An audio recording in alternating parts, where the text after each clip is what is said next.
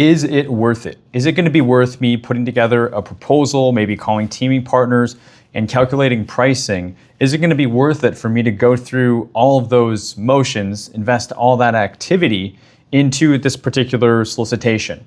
Also, how can I target the right opportunities so that I know I'm not putting time, attention, resources into the wrong opportunities? Is it worth it? Answering this question is such a crucial part of a new government contractor, but also veteran, advanced, established federal government contracting businesses. And today we are deep diving into, is it worth it? How do you target the right opportunities for your business? And the way I'm teeing today's training up is we're going through 10 questions. So today I'm giving you 10 questions. You can ask these questions, and you should ask your questions.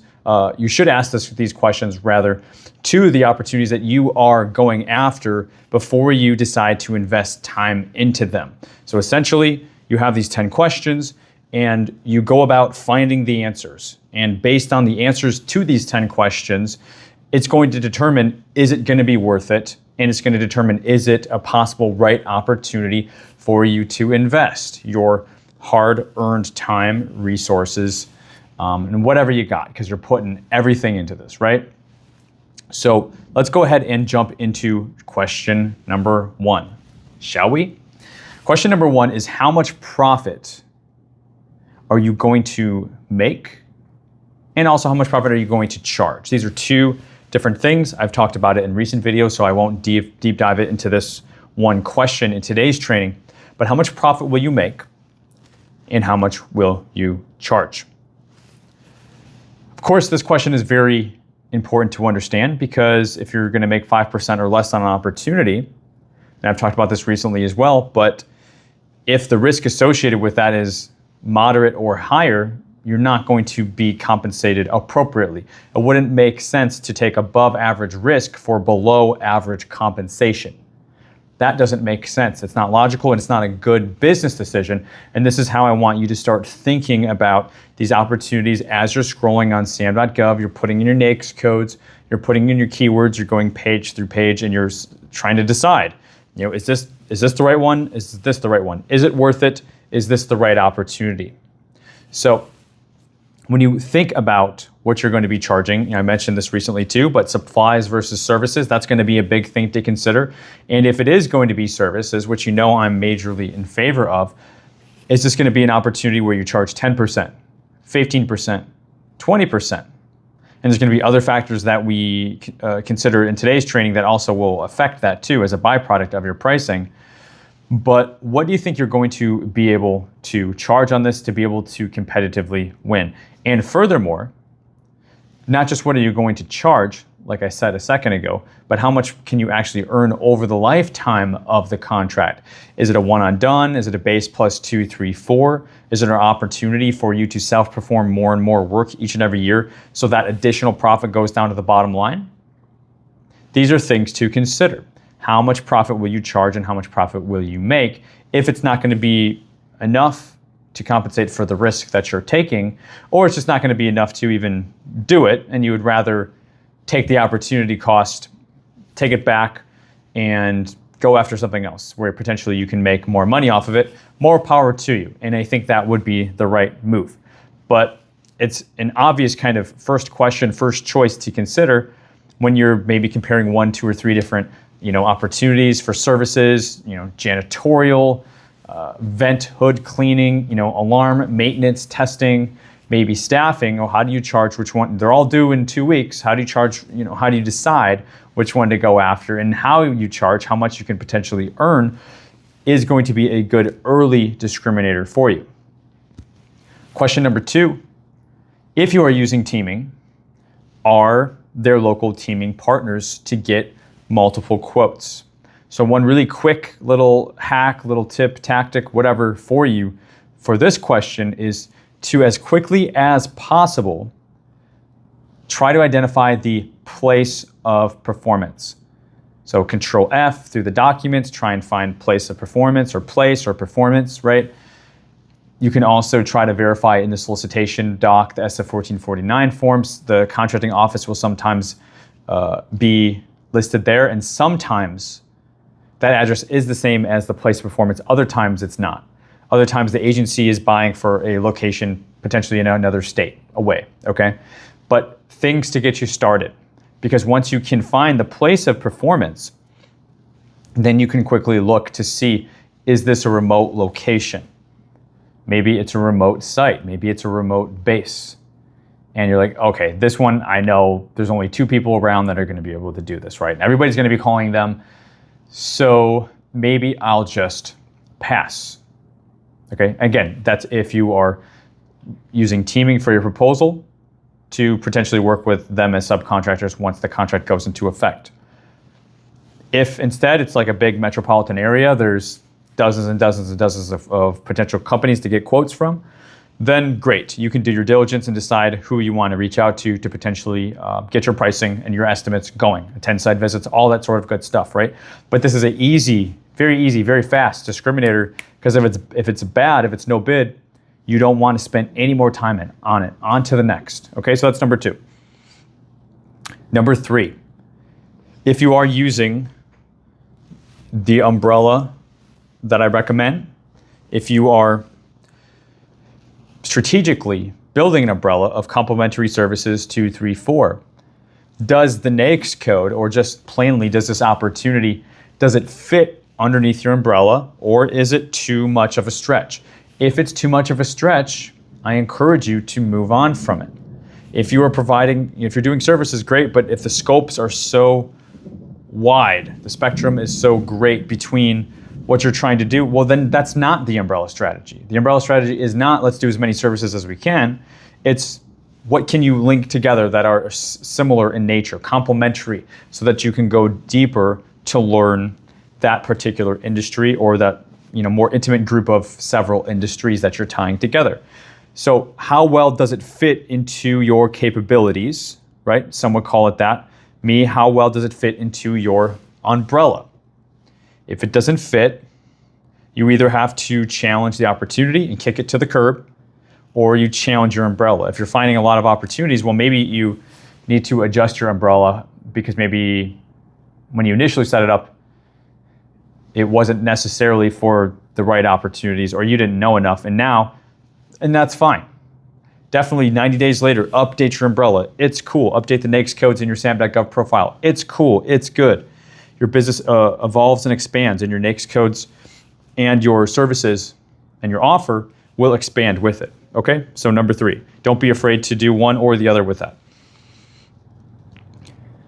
Number 4, set aside.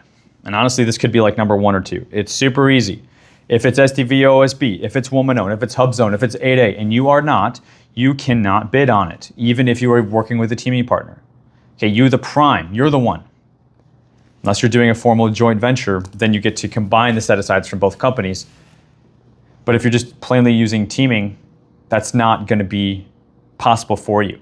So you just look, and if you don't have any set-asides and you're just total small, then the only contracts you're going after are total small business or unrestricted, full and open competition. That's it. Those are the only ball fields you're playing in. And guess what? That's fine, because you absolutely can be successful there too. But if you're trying to go after certain set-aside, well, let me rephrase that.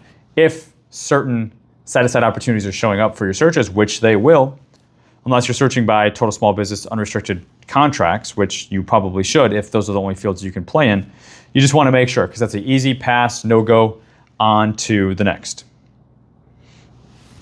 And on to the next, number 5, is regulations. So we want to stay in compliance, and different contracts require different things, different certifications, different regulations be followed. If you're using teaming, how teaming is being used. And you want to make sure that you're staying compliant with federal government contracts. Of course you do. It's so important. So if you're looking at a certain opportunity and say it's a challenge to your teaming approach, right? Say it's above simplified acquisition, and say you're not going to be able to work with a similarly situated entity. Well, in that instance, you're going to have to self-perform 50% for services, right? Because you're not able to check the necessary boxes that the regulations, at least as they currently are written, allow you to move forward with. And I'm not saying that because I expect that to change. I actually expect it to go the other direction, potentially get a little bit easier with the current administration changes. So not trying to scare anybody. I think there's going to be a lot of opportunities from what I've seen over the last 8 months or so of 2025. So you just want to make sure that you understand the regulations, Buy American. We have covered telecom, right? We're not buying from banned or disbarred companies. Other things to consider as well. And you can always Google search any of these regs. They're in your contracts, the clauses, and I definitely encourage you to get up to date on those, because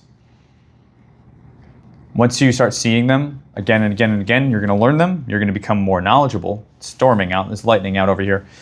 And you'll understand what that means as your experience grows in the space.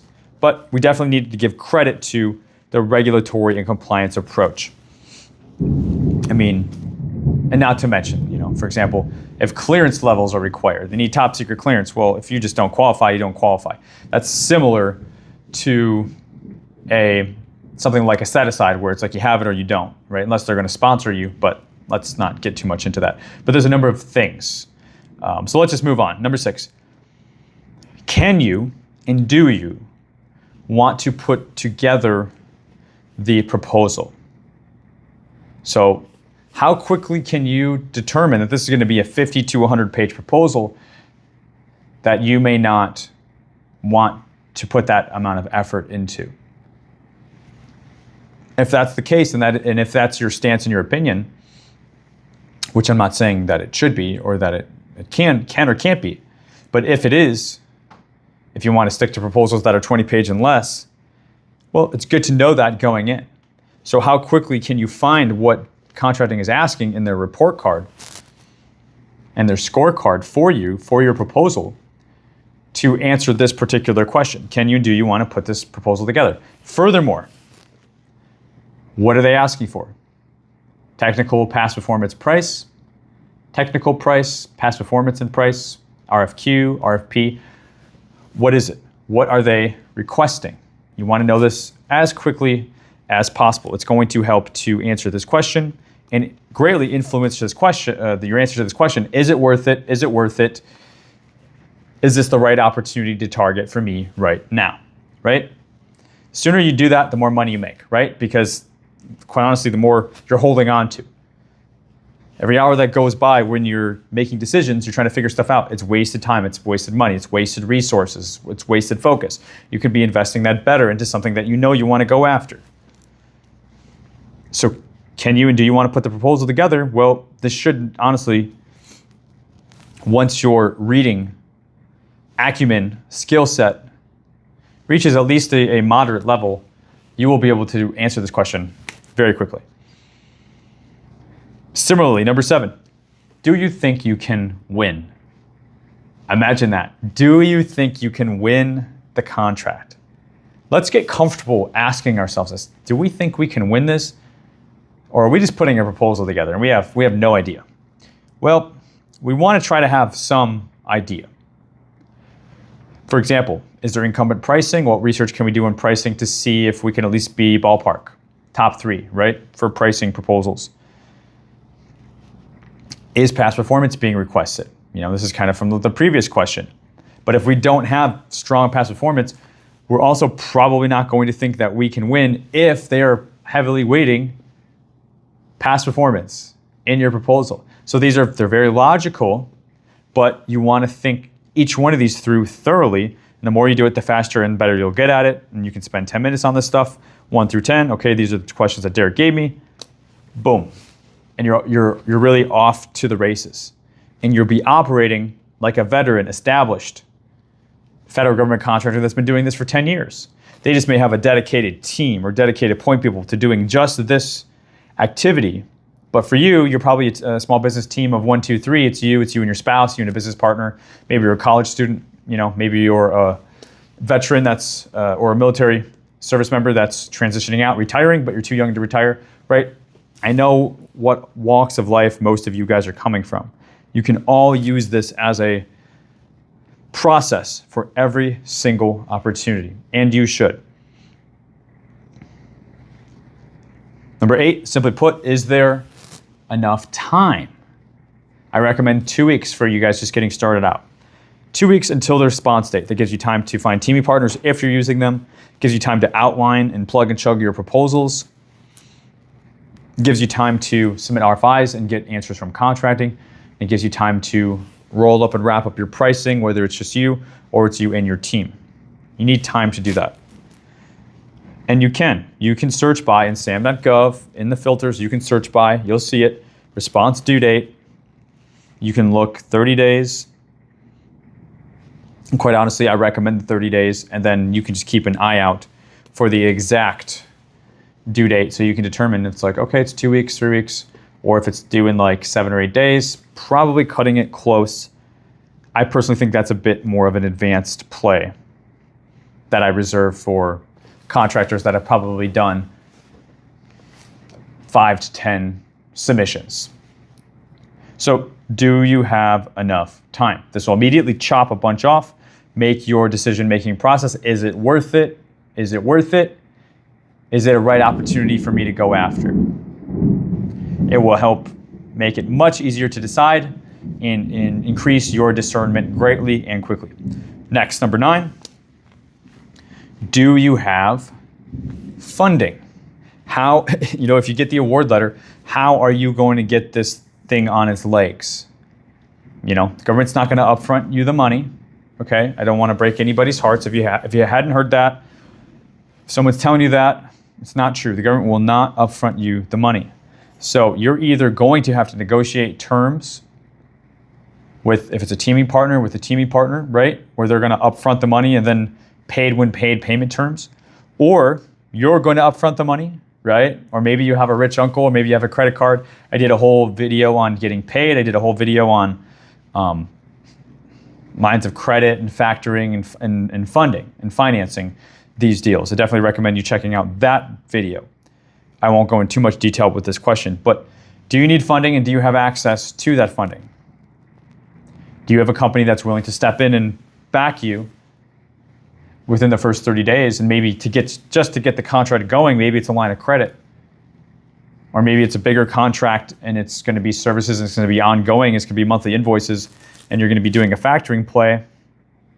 Or maybe you're doing a line of credit with a bank or credit cards, or maybe you have that rich uncle. Okay, are the conversations there, or do you have a plan?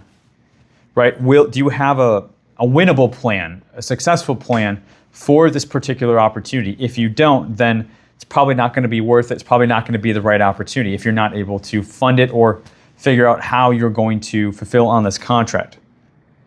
So this is a big one, and it's one that you want to figure out the details early on, so that when you're looking at these opportunities, you mentally know, okay, I'll have to do this. I'll have to do a line of credit. I'll have to do credit card. I'll have to call Uncle Mike. I'll have to, dip into my savings, like whatever. So that you can respond to this question, yes, I do have a funding plan, or no, my funding plan will not suffice this. The contract's too big, the contract's too small. It's just a one-time, one-off, and I don't know, maybe I'll use a credit card. Like, right, which one is it? Do you have a funding plan? If you do, great. I don't care what it is, as long as you have something. And if not, well, can you get it together quickly? Or if not, you're going to want to pass, right? Fairly obvious. And then number 10, can you perform? Can you do a good job? So there is a literal report called the CPARS, Contractors Performance Assessment Rating. So you do get graded on how well you do, and you'll have submittals that you have to submit throughout the lifetime of the contract, and that will basically tell you what you need to do to meet requirements and to make contracting happy, make your core happy, your contracting officer representative happy. Because that's going to be how you're graded. So whether it's yourself, whether it's one and done, whether it's ongoing, whether it's teaming and subcontractors, Maybe you're joint venturing, I'm not sure. But what is your structure? What is your model? And for this particular opportunity that you're looking at, can you do a good job? Can you fulfill?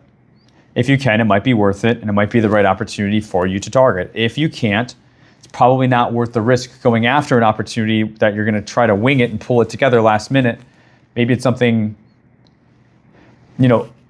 overly technical that you don't know too much about, but it seems like, you have a good teaming partner, but then they're going to have to drive it, which is going to leave you being vulnerable and at a disadvantage because you're going to have to be overly reliant on the subcontractor, which you want to avoid because the scope is too technical in nature. But hey, maybe we take the risk. Yeah, maybe you don't take the risk.